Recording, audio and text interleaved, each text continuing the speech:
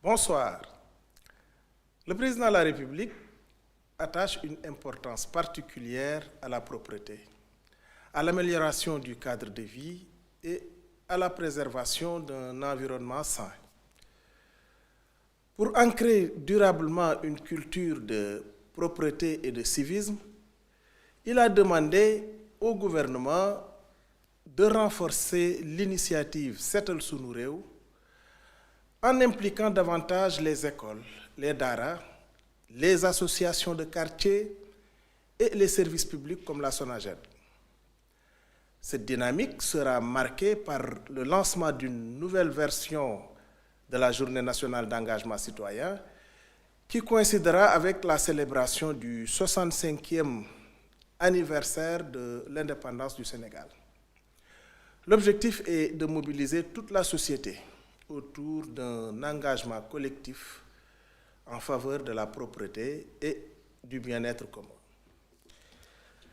L'éducation est un pilier fondamental de la vision Sénégal 2050. Le président a ainsi insisté sur la nécessité de renforcer l'instruction civique dans nos écoles afin de promouvoir des valeurs essentielles comme la discipline, la solidarité et l'excellence.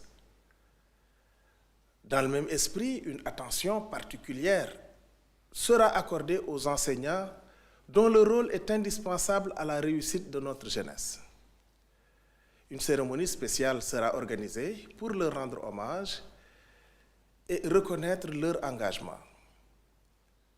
Par ailleurs, le numérique et l'intelligence artificielle occuperont une place plus importante dans le système éducatif, avec pour ambition de mieux préparer nos enfants aux défis de demain. Le chef de l'État a également souligné l'importance du livre et de la lecture dans la formation de la jeunesse et le développement du pays. Pour encourager cette dynamique, des efforts seront faits pour moderniser les bibliothèques et soutenir les écrivains sénégalais et africains. Un forum national sur le livre et la lecture est d'ailleurs prévu en juin 2025. Ce sera un moment clé pour valoriser la production littéraire et sensibiliser la population à l'importance de la lecture comme levier d'épanouissement et de transmission des savoirs. Dans cette même logique d'inclusion et d'équité, le président de la République a instruit le Premier ministre d'organiser un conseil interministériel consacré au développement de l'économie sociale et solidaire.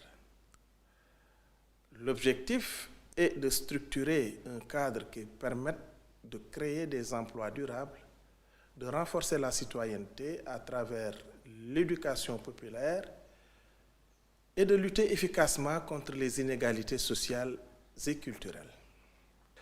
L'amélioration des conditions de vie des populations reste une priorité, en particulier en milieu rural. C'est pourquoi des projets d'hydraulique sont en cours pour faciliter l'accès à l'eau potable dans plusieurs zones du pays. Ces efforts visent à garantir à tous une ressource essentielle qui conditionne à la fois la santé publique, la scolarisation et le développement économique local. Le Premier ministre a également reçu les résultats des travaux du comité technique chargé de l'agenda 2050. Ce travail a permis d'identifier 60 projets et programmes prioritaires qui constituent la feuille de route du gouvernement pour assurer un développement harmonieux et inclusif du pays.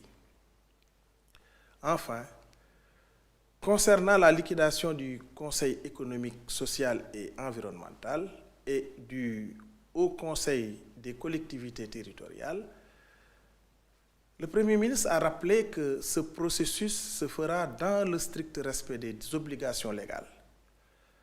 Le ministre des Finances et du Budget veillera particulièrement à garantir les droits du personnel et à assurer une gestion transparente et rigoureuse des biens de ces institutions. Le gouvernement est pleinement engagé à mettre en œuvre ces décisions avec efficacité et responsabilité pour que chaque Sénégalais puisse en ressentir les effets concrets dans son quotidien. Je vous remercie de votre attention et vous souhaite une excellente soirée.